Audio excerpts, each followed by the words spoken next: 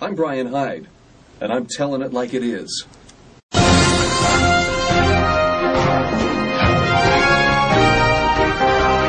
Among the many immutable laws of the universe, we find the law of bureaucracy. And it's right up there with the law of gravity in that you're almost certain to find it anywhere bureaucracy is encountered. The law of bureaucracy simply is this. Some bureaucrat will enforce a written rule in such a way as to make the rule and the bureaucracy seem either ridiculous or tyrannical or both. And I have a perfect example of this law in action.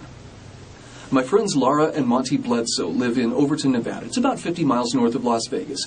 There they operate a CSA, that's Community Supported Agriculture Farm. It's where they grow organic fruits and vegetables and raise pigs and lambs, again, organically, healthy, locally produced foods.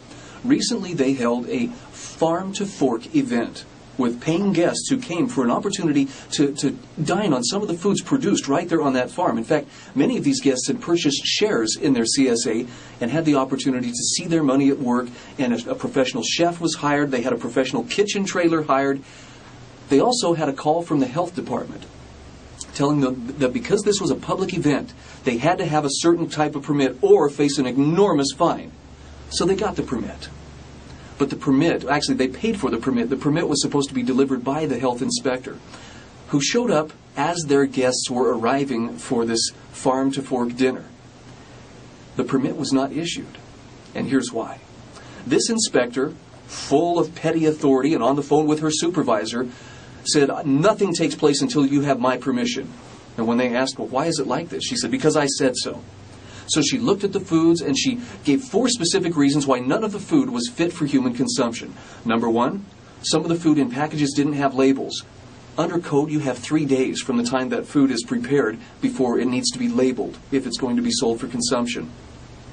Secondly, some of the meat wasn't USDA certified. Remember the whole farm-to-fork thing?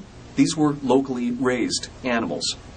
Third, some of the meat wasn't yet up to temperature, although they were in the process of warming it, again, with a professional chef in a certified kitchen trailer. And fourth, the cut vegetables were actually considered a biohazard and therefore unfit for human consumption. Well, this set the party back, understandably, but that's not the worst part. The worst part came when the Bledsoes asked this inspector, can we at least put the food aside, store it until tomorrow when we have a family get-together? No, they were told. This is not fit for human consumption.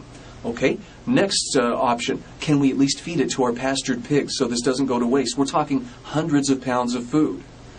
After a call to the supervisor, the answer was, no, it's not fit for the pigs to eat.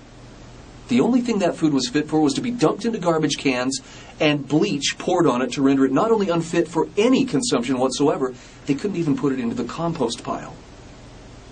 Fortunately, the Bledsoes are members of a farm-to-fork legal defense fund, and with their attorney on the phone, they asked the 2 magical questions that we should all understand when dealing with state bureaucrats. Do you have an arrest warrant?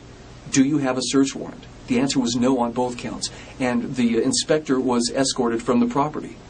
Many threats later, the inspector came back demanding police arrest them or at least cite them for something, but when the police said, and what would that be? The inspector couldn't say anything. Because I said so. It wasn't strong enough. The police again escorted the inspector from the property. A dinner party was ruined. Hundreds of pounds of food were wasted. Why? Because someone had the authority to do so. Someone with the bureaucratic mindset said so. So there are 2 really important messages that we can take away from this story. Number 1, even a dog catcher can become drunk on power. In this case, we had a low-level health department bureaucrat who had her first taste of authority and liked it.